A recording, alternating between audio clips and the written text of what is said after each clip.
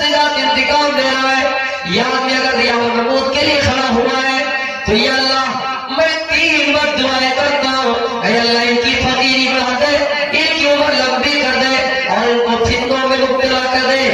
ये जो बद्दुआ की तो फिर उसामा इब्न कतादा का हाल ऐसा हुआ, इतना बुरा हो गया, इतना बुरा हो गया, उनकी आंखों की जो भावें थी वो नीचे गिरा करते थे, आंखों में गिरा करते थे, रास्ते में जाते इतने बुढ़ापे की हालत में लड़कियों को छेड़ा करता था, उनके सामने औरतें आ जाती उनको छेड़ा करता था। लोग कहते कि बुढ़ा सकिया गया है, इस उम्र में लड़कियों को छेड़ा करता है, इस उम्र में लड़कियों को छेड़ा करता है। उस आदमी ने कहा देखो मैं सकिया नहीं गया हूं, मुझे साथ की बददुआ लग गई है। मेरे भाइयों, हम और आप इमामों के खिलाफ अगर झड़ उगालेंगे, कारियों के खिलाफ उगालेंगे, मौलवियों के खिलाफ उगालेंगे, काबे की रब की कसम अंजाम उनका वही होगा जो उसामा इब्न कतादा का हुआ। ये हर चीज ये चीज हर दौर में रही। अल्लाह के रसूल को नबूवत मिली, आप नबी बनाए गए, वर्क़ा बिन नौफल के पास गए, वर्क़ा बिन नौफल ने कहा आए मोहम्मद, आए मेरे भतीजे। उस वक्त रसूल वही रहे थे सल्लल्लाहु अलैहि वसल्लम, मैं अगर जिंदा हूं तो मैं तुम्हारी मदद करूंगा जहां तक हो सके, लेकिन एक बात याद रखना, तुम्हें तुम्हारी कौम अपनी बस्ती से निकाल देगी। मोहम्मद कहने लगे अरे मेरे चचा, मेरी कौम मुझे बस्ती से क्यों निकाल लेंगे? आज तक मैंने किसी की अमानत में खयानत नहीं की, मैंने तो हमेशा यतीमों के सामने में हाथ फेरा, मैंने किसी गरीब को परेशान नहीं किया, तो फिर मेरी बस्ती के लोग मुझे क्यों निकाल देंगी? का इसका हर दौर में रहा, कोई भी इंसान परवान को चढ़ा, मूसा अलैहिस्सलाम आए, उनके साथ वैसा, जितने भी रसूल इस दुनिया में गुजरे सबके साथ वैसा ही मामला हुआ। आपको भी आपकी कौम बस्ती से निकाल देंगे। फिर ऐसा ही हुआ कि आप मक्का छोड़ने पर मजबूर हो गए, आपने हिजरत करके मक्का से मदीना चले गए। तो मेरे प्यारे साथियों, आज वही मामला 2 मिनट में आपसे तय होगा, वही मामला यूपी के एक मौलाना मुकर्रिर थे, शोला बया बेवा मुकर्रिर थे, जिनको दुनिया मौलाना जर्जीस के नाम से जानती है। मुझे बताइए कसूर क्या था? 376 के नए से लोगों पर लगाया जाता है बलात्कारी का मामला, लेकिन यहाँ उसूल और जाते देखे जाते हैं कि क्या उसूल होना चाहिए।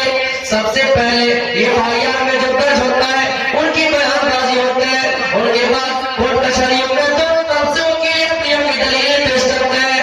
फिर ऐसा होता है मेडिकल रिपोर्ट मांगा जाता है, मेडिकल रिपोर्ट मांगी जाती है, डीएनए टेस्ट कराया जाता है, फिर इस पर वगैरह का टेस्ट होता है।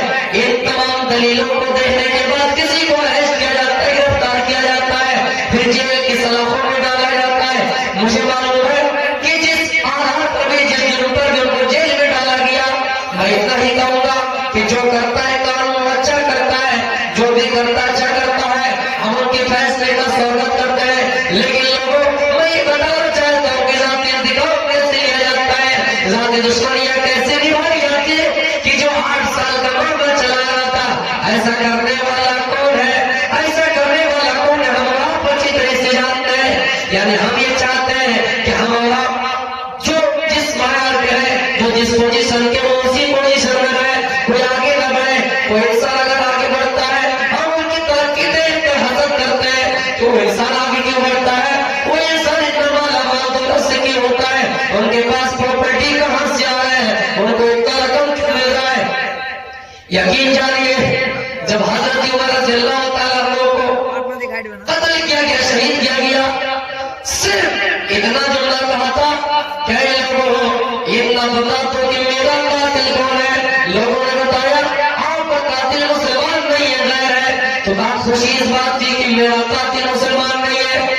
मौलवी जलीस, आपका मैं अदब से नाम लेता हूँ, आप खुशी इस बात को मनाइए कि आपको जेल में डालने वाला कोई गैर नहीं था, अपने ही लोग थे। इस घर को आग लग गई, इस घर की चिराग से उम्र भर जिनको अपना समझते रहे, वो भी हमको मसीहा समझते रहे। क्या समझना था, क्या समझते रहे? कातिलों को मसीहा समझते रहे। मेरे प्यारे साथियों, ऐसा ही मामला गौतम बुद्ध के साथ भी हुआ था। एक लड़की को पैसा देकर गवाही के लिए भरे मंच पे बड़े सभा में बुलाया गया था। वो लड़की अपने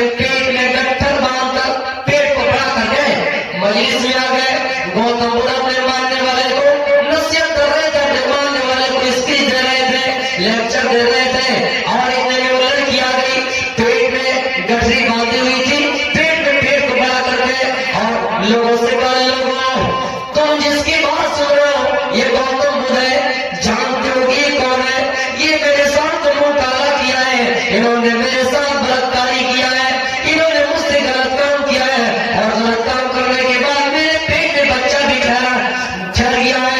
इसको ना मुझसे कोई मतलब है, ना मेरे बच्चे से कोई मतलब है। ये तो सिर्फ लोगों को तकरीरें करता है, लोगों के सामने लोगों को लेक्चर देता है। मेरे प्यारे साथियों, सेम वही मामला है जो अभी चल रहा है। लड़की को पैसा देकर कि जाओ वकीलों के सामने ये कह देना, कोर्ट कचहरी में कह देना कि मेरे साथ ऐसा काम किया गया। मैं किसी इंसान की सफाई बयान नहीं कर रहा हूँ, इंसान ने गलतियां उनके साथ तो होंगी जरूर, लेकिन कैसी जाती दुश्मनियां निभाई जाती है कि हम इस काम में नहीं कर पाए तो इस काम में आपको बदनाम करेंगे, हम इस चीज नहीं कर पाए तो उस चीज में कर पाएंगे। मेरे प्यारे साथियों, जब गौतम बुद्ध के बारे में सौरभ ने कह दिया इन्होंने मेरे साथ गलत काम किया है, इन्होंने मेरे साथ बुरा काम किया है, सब मरीज खामोश रह गए, सन्नाटा छा गए। कल गौतम बुद्ध आपने ऐसा किया है, गौतम बुद्ध कहने लोगों, मैं अगर कहूं कि मैंने ऐसा किया तो तुम सब मान भी आओगे, अगर ये कहूं कि मैंने नहीं किया तो नहीं मानोगे। इसलिए मामला को आगे बढ़ाया जाए। जो सरकार है उनके पास ये मामला जाना चाहिए, जो राजा है महाराजा है उनके पास में जाना चाहता हूँ, अदालत में मैं जाना चाहता हूँ। फिर कुछ दिनों बाद अदालत में गए, लड़की एक तरफ है, गौतम बुद्ध एक तरफ है। मेरे प्यारे साथियों, लड़की ने बयान दिया कि इन्होंने मेरे साथ गलत काम किया है। गौतम बुद्ध ने कहा है राजा, मैं आपसे खिताब नहीं करूंगा, मैं लड़की से ही कहता हूँ, अरे लड़की तुम ही बताओ, क्या तुम इस दुनिया भरने शराबी के लिए आई हो? नहीं तो फिर सच्चाई बता दो कि तुम्हें किसने इतना रुपया दिया, किसने इतना रकम दिया कि तुम उन रकम में अपने आप को बेच दिए, अपने जमीन को बेच दिए, तुम खुद भी बिक गए, और पैसे की लालच में तुमने ये अपने बारे में इल्जाम लगा दिया कि तुमने मेरे साथ गलत काम किया है। ऐसा कहना था लड़की थरथराने कर कांपने लगी, कहा हकीकत में मुझे पैसा दिया गया है। फिर वो लड़की वहां से भागी, दौड़ती हुई पुलिस उनका पीछा कर रही है। जो उन्होंने पेट में गठरी बांधी हुई थी, पेट में कपड़ा बांधा हुआ था, नकली सामान पेट में बांधा हुआ था, पेट को बड़ा करके आया था, आई थी वो और लोगों से कह रही थी कि इन्होंने गलत काम किया, मेरे पेट में बच्चा है, नकली सामान लाकर पेट को बड़ा किया। ये औरत जब दौड़ने लगी, भागने लगी, इतना दौड़ी कि जितना सामान उनके पेट में का सारा सामान निकल गया, सारी चीजें निकल गई। जाअल हक़ व ज़हक़ल बातिल इन्नल बातिला काना ज़हूक़ा, हक़ आ गया, बातिल मिट गया।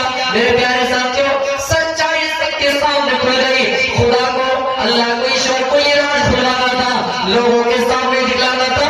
लोगों इस तरह के हालात पेश आ सकते हैं, इस तरह के मामला तुम्हारे साथ पेश आ सकते हैं। इसलिए हमारा बगैर तहकीक के, बगैर तहकीक के किसी को बुरा करना है, बगैर तहकीक के किसी के बारे में बुरा ना सोचे। वही इंसान चाहे जैसा भी हो, लना अमालुना व लकुम अमालुकुम, तुम्हारे लिए तुम्हारा अमाल है, हमारे लिए हमारा अमाल है। तुम जिस कब्र में जाओगे उस कब्र में मैं नहीं जा सकता, और जिस कब्र में मैं जाऊंगा तुम उस कब्र में नहीं जा सकते हो। दुनिया का एग्जाम क्या है, दुनिया की इम्तिहान क्या है? हमारा एग्जाम में बैठे हुए साथी को हमने कुछ खिला दिया कि सफला तुम भला जगह पे कुछ बोल के दे देना। मेरे प्यारे साथियों, हम उसको खरीद सकते हैं और वह इंसान उस जगह पे उसको बोल कर भी दे सकता है, लेकिन कब्र एक ऐसा करता है, कब्र एक ऐसी जगह है ना आपको कोई जवाब पहुंचाने वाला होगा। हमने कितने ऐसी जगह है बाकायदा वहां से लेकर आता है, चिट आता है, सवाल का जवाब देने के लिए बाकायदा जवाब लिखवाने के लिए पैसे देकर मौलवी रखे जाते हैं, मास्टर रखे जाते हैं, गुरु रखे जाते हैं। लेकिन लोगों बताओ कि कब्र के अंदर भी कोई सवाल का जवाब दे सकेगा? ये बताओ कि कब्र के अंदर कोई किसी इंसान की मदद कर सकेगा? नहीं। जब नहीं तो हर इंसान को गौर करना चाहिए, वलतंजुर नफ्सुम मा क़द्दमत लिगद, हर इंसान को गौर करना चाहिए कि उसने कल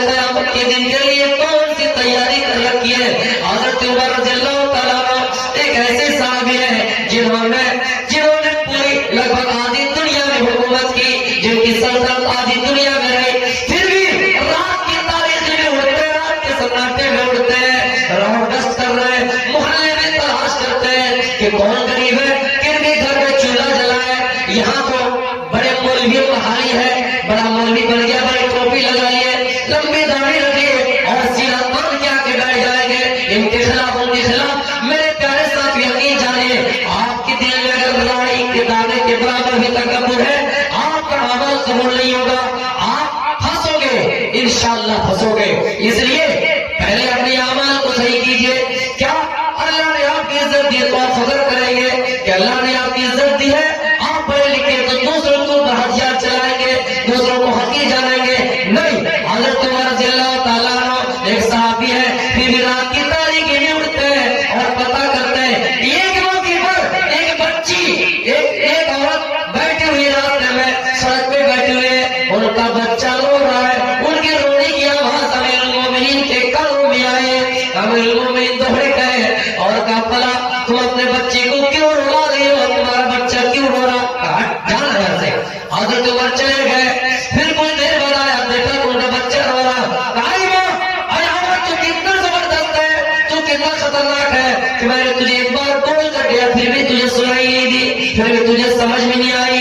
उसने कहा, अरे भला जानते हो इस मुल्क के, इस इलाके के हाकिम कौन है, इस इलाके के हुक्मरान कौन है, इस इलाके का बादशाह कौन है? कहा उमर है। अच्छा क्या हुआ? उमर ने सिस्टम कर दिया है, जब तक बच्चा खाने के लायक ना हो, जब तक बच्चा खाने ना लगे, रोटी का टुकड़ा उनके मुंह में ना लगे, उनको बैतुल माल से वजीफा नहीं मिलेगा। जिस तरह हम और हमारे इस दौर में जब तक फिंगरप्रिंट न लिए जाए, आधार कार्ड उनका न बने, उनको खजानची कुछ माल नहीं देगा।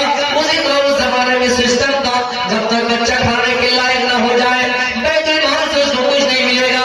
उस औरत ने कहा, अरे भला मैं इसको दूध छुड़वा रही हूँ, मैं इसको दूध छुड़वा रही हूँ और ये दूध ना पीने के कारण रो रहा है। जब तक ये दूध नहीं छोड़ेगा, बैतुल माल से तनख्वाह नहीं आएगी, बैतुल माल से वजीफा नहीं मिलेगा। हज़रत उमर ने ही खड़े होकर सोचने लगे और बैतुल माल जाकर कहने लगे और अपने आप को कहने लगे कि उमर ने आज तक कितने बच्चे का कातिल कर दिया, कितने बच्चे को कत्ल कर दिया, कितने बच्चे का कातिल बन गया। चलो जाओ, आज के वहां से ये ऐलान होता है कि जैसे बच्चा पैदा होगा उसी दिन से उनकी तनख्वाह, उनकी सैलरी, उनका वजीफा मुकर्रर कर दिया जाएगा। कितने माने ऐसे जो अपने बच्चे को रुलाए क्योंकि तनख्वाह लेने के कारण। तो मेरे प्यारे साथियों, उमर रज़ियल्लाहु ताला अन्हु साबित है कि वे रात की तारीखें उठकर लोगों की खबर लिया करते थे। हम अपने तफसीर को इसी से खत्म करते हैं। 2 प्लस हो गया मेरे प्यारे साथियों। आखिर में दुआ है मानीला, इस अरसे को कबूल अल्लाह फरमा। हमारे अंदर जो बोलने में गलतियां हुई है, आप लोग इस्लाह